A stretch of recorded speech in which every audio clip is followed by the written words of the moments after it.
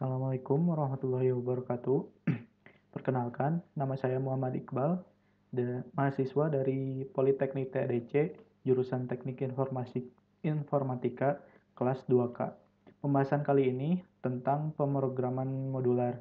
Pemrograman modular sendiri yaitu kode yang dipecah menjadi beberapa bagian dari part-part yang terbesar dipecah menjadi beberapa bagian kecil supaya mudah terbaca oleh orang lain yang akan membaca kode tersebut. Bisa digunakan untuk tutorial atau kerjasama antara programmer. Langsung ke pembahasan intinya saya. Di sini ada int main, di mana ini tuh function yang pertama kali dipanggil oleh dev C++. Ada 3 variabel, angka pertama, pilihan, dan angka kedua.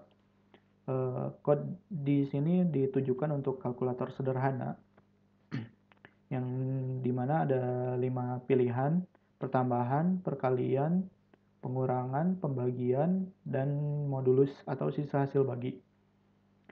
Dimulai dari main dulu. Ini user diminta untuk memasukkan angka pertama. Lalu setelah memasukkan angka, ada pilihan kalkulator.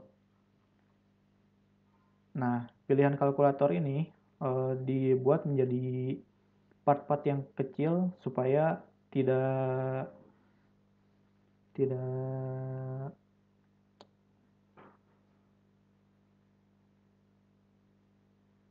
tidak tertumpuk di main dan kodenya mudah terbaca. Nah, ada 5 pilihan. User diminta untuk menginputkan pilihan yang mana. Setelah itu, user diminta untuk memasukkan angka kedua. Setelah angka kedua dimasukkan, menjalankan terlebih dahulu proses validasi, di mana jika angka pertamanya adalah 0, user diminta memasukkan angka yang sesuai. Kenapa? Karena di devc sendiri tidak bisa memvalidasi angka yang diinput, dimana kalau menginputkan huruf terbacanya akan 0. Jadi saya validasi angka pertama itu 0. Jadi ketika angka yang dimasukkan huruf terbacanya 0, sehingga masuk ke validasi yang ini. Nah, kenapa validasi dan kalkulasi terpisah? Supaya validasi ini tidak tercampur dengan fungsi kalkulasi, di mana kalkulasi ini hanya untuk kalkulatornya. Nah, validasi ini fokus hanya validasi data saja. Lanjut ke function kalkulasi. Kalkulasi di sini seperti disebutkan tadi hanya untuk kalkulator sederhananya, di mana menerima parameter angka pertama, angka kedua, dan juga pilihan. Nah, setelah pilihan kalkulator tadi yang sudah diinputkan, dibaca oleh code yang dimana jika memilih satu atau penambahan, maka angka pertama dan angka kedua ini ditambahkan. Kemudian hasilnya di-outputkan. Untuk pilihan kedua, angka pertama dikurangi angka kedua, hasilnya diinputkan juga. Begitu pula yang lainnya. Untuk pilihan ketiga dikali, untuk pilihan keempat dibagi, untuk pilihan kelima sisa hasil bagi atau modulus. Coba di run terlebih dahulu.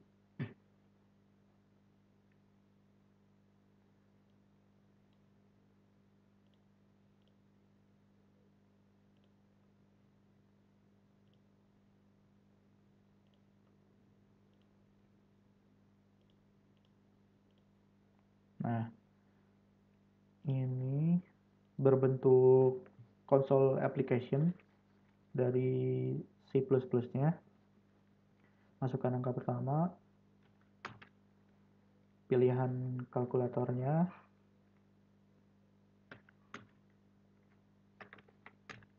Nah, hasilnya akan di-outputkan seperti ini.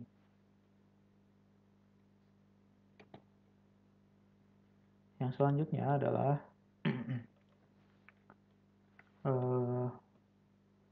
function pilihan kalkulator ini mereturn int,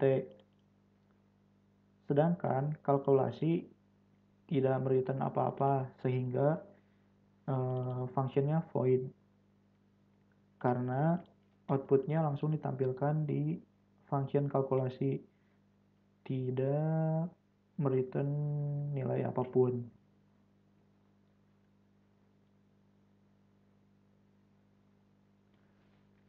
Oke, yang selanjutnya adalah konversi nilai dari angka ke huruf.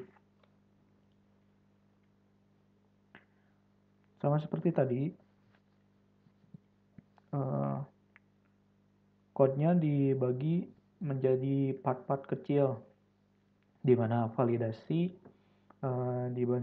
diganti menjadi function seperti ini, yang fokusnya hanya untuk memvalidasi data, sedangkan untuk konversi, untuk mengkonversi nilai dari angka ke huruf.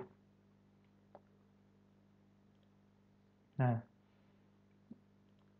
pertama-tama user diminta untuk memasukkan nilai. Setelah memasukkan nilai, nilai tersebut divalidasi apakah nilai sudah sesuai dengan yang dimau atau belum. Jika belum, user diminta untuk memasukkan angka kembali. Jika sudah, maka masuk ke fungsi konversi. Nah, di mana konversi ini divalidasi juga untuk range paling rendahnya itu di angka 0 dan paling tinggi di angka 100. Lalu, jika memasuki range yang sudah ditentukan, baru nilai tersebut dikonversi. Jika lebih dari sama dengan 80, nilai angkanya adalah A. Lebih dari sama dengan 75, angkanya B. Lebih dari sama dengan 60, angkanya C. Dan begitu selanjutnya.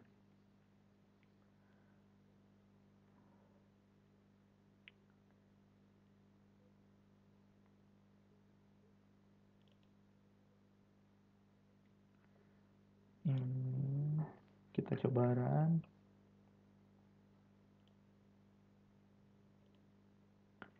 Nah, ketika memasukkan angka 0, maka validasi berjalan dengan lancar.